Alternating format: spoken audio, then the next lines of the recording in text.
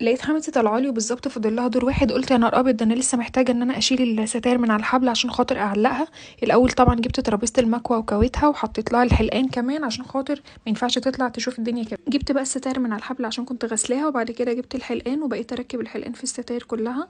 وبعد كده هبتدي ان انا اكويها دلوقتي معاكم. بس طبعا يعني عايزه اقول لكم، يعني انا اصلا كنت متعوده ان انا بعلقها طبعا مع ماما والكلام ده كله قبل الجواز، واول مره في حياتي بصراحه اعلقها يعني لوحدي. فكنت حاسه ان الموضوع يعني محتاجه حد يبقى معايا يعني. بس قعدت بقى اكويها. غير كده كمان ما بقتش عارفه اكويها كويس عشان خاطر الطول بتاعها. كنت متعوده برضو ان انا بوديها على طول المكواجي، بس قلت يعني مش هينفع حماتي تطلع كده والشقه تكون يعني من غير ستاير. قلت لا، لازم تيجي تشوف برضو الشقه يعني كويسه وكده. بس بصراحه ما حبيتش ان انا احط الستاير اللي هي الشيفون او الدانتيل من تحت الستاير الكتان. يعني قلت لا، هسيب ديت في الصيف وديت في الشتاء.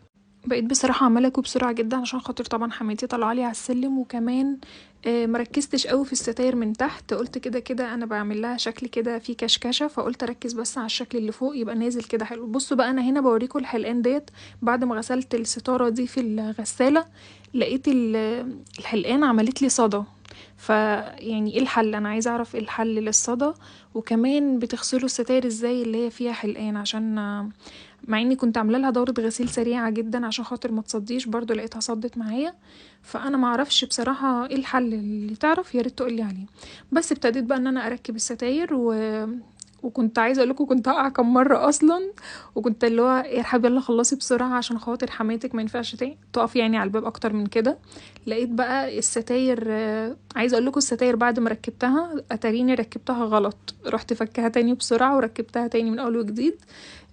لاني ديت اول مره اركبها لوحدي من غير الراجل. يعني الراجل هو الاول يا جماعه اللي جه ركبها لي ايام فرش الشقه. ودي بقى تاني مره انا اعملها لوحدي. هنا بقى الجزء بتاع الستاره الصغيره نزلت الماسوره وحطيت. بصوا ديت اللي هي الحلقان اللي بقول لكم اللي هي صدت معايا. فيا ريت بجد اللي عندها حل تقول لي عليه. انا بس الستاير يا جماعه اللي ركبتها اللي هي بتاعه الريسبشن بس، ما حبيتش ان انا اعمل اوضه النوم واوضه الاطفال. قلت طبعا مش وقته خالص عشان خاطر حماتي طبعا طالعه لي على السلم، عيب جدا ان انا اقف على الباب يعني. بس هنا بقى رجعت كل حاجه مكانها تاني، المصليات وبورتري الفرح. انا قبل كده على فكره سبتلكوا رقم بتاع الستاير اللي انا عملت عنده الستاير، ولو عاوزينه تاني هبعتهولكوا. هنا بقى جبت الريشه وبقيت اعمل على طول كده الشباك عشان كان فيه تراب، يعني قلت اعمله بسرعه بسرعه. وبعد كده برضو طلعت علقت الستاير. وهنا برضو لقيت ان انا كنت هقع. بصوا يا جماعه الريشه ديت على طول بتوقع لي الريش اللي فيها، يعني معرفش ليه رغم ان هو من النوع الحلو يعني، بس برضو على طول الريش يقع منها. هنا كنت بركب بس الحلقان الاول. وبرضو عايزه اقول لكم حاجه، الستاير بقى اللي هي بتاعه الشباك ديت انا ما كويتهاش. لقيت ان انا كده كده هكشكشها، وواحده هتتكشكش وواحده هتتربط. فقلت لا خلاص ملاش لازمه ان انا اكويها، يعني كده كده هتتكسر برضو معايا. الحمد لله يا جماعه، رحت ابص على حماتي لقيتها لا لسه في الدور اللي تحتيه، يعني كان لسه قدامها كمان دور. قلت طب الحمد لله، لان انا زي ما قلت لكم ان انا ساكنه في دور عالي، فكانت الحمد لله طالعه واحده واحده يعني.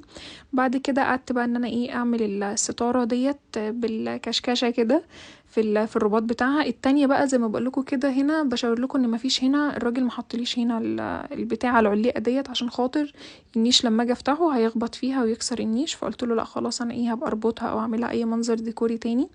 هنا بقى عند الصاله كده اخرها حطيت برضو الستاره ديت في الماسوره. بس الحمد لله ديت مصدتش معايا، اللي صدت معايا اللي في الصاله اللي جوه. بس كده برضو عملت لها العليقه بتاعتها، عملت لها الكشكشه كده جبتها على جنب عشان خاطر يعني قلت ما تدينيش بس مساحه. هنا بقى بعد ما خلصت الفاينل لوك قلت اوريكم كده الشقه على طول بعد ما فرشت الستاير. وبس كده يا حلوين، حماتي الحمد لله طلعت